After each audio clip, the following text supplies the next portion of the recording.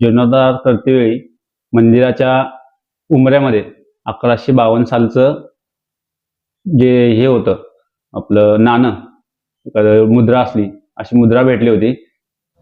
नमस्कार मित्रांनो, PM production Prashant मुळीके आपल्या युट्यूब चॅनेलच्या माध्यमातून आज आपण आपल्या सांगली जिल्ह्यातलं मिरज तालुक्यातलं सर्वात प्रसिद्ध असणारं आरग महालक्ष्मीच्या देवस्थानाला आज आपण भेट दिल्या। या मंदिराचा संपूर्ण इतिहास, येथील परंपरा, या सगळ्या गोष्टींचा अभ्यास या माध्यमातून आपण आज करणार आहोत।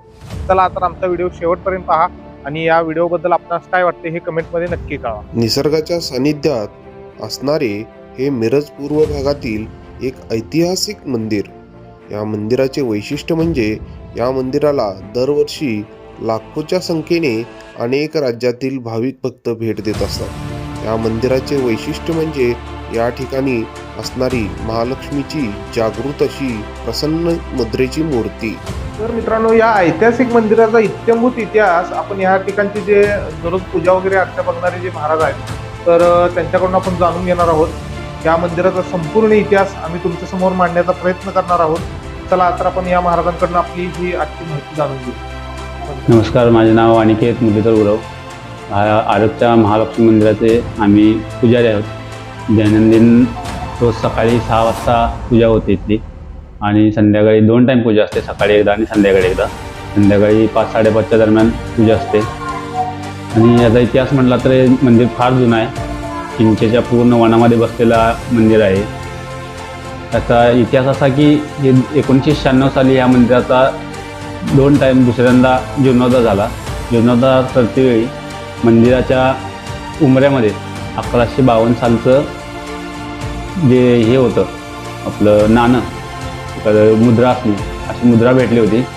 त्या मुद्रेच्या अनुषंगानुसार या मंदिराचा इतिहास हा 1152 साली जुनं जे मंदिर होतं त्या जुन्या मंदिराचा जीर्णोद्धार झाला होता असं लोकांचं म्हणणं आहे।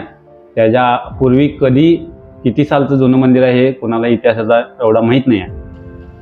या मंदिराचे गर्दीचे दिवस म्हणजे याची यात्रा असते। गुढीपाडवा झाल्यानंतर 10व्या दिवशी एकादशी दिवशी यात्रा असते। त्या दिवशी भरपूर मोठा जनसमुदाय येतो। इथं यात्रा मोठ्या प्रमाणात भरली जाते।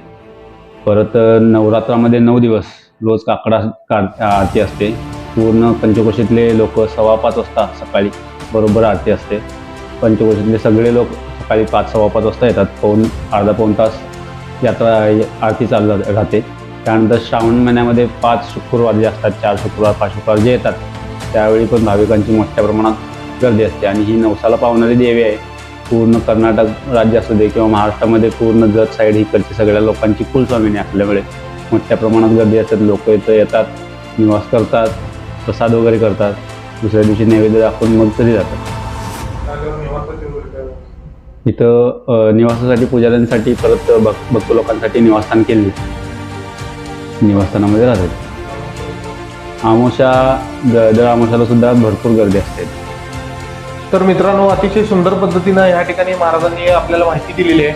आणि अशा पद्धतीचे आमचे नवनवीन व्हिडिओ पाहण्यासाठी पीएम प्रोडक्शन प्रशांत मुळीके जे आमचं चॅनेल आहे त्याला सबस्क्राईब करा। पुन्हा भेटू नवीन व्हिडिओ सोबत, तोपर्यंत धन्यवाद।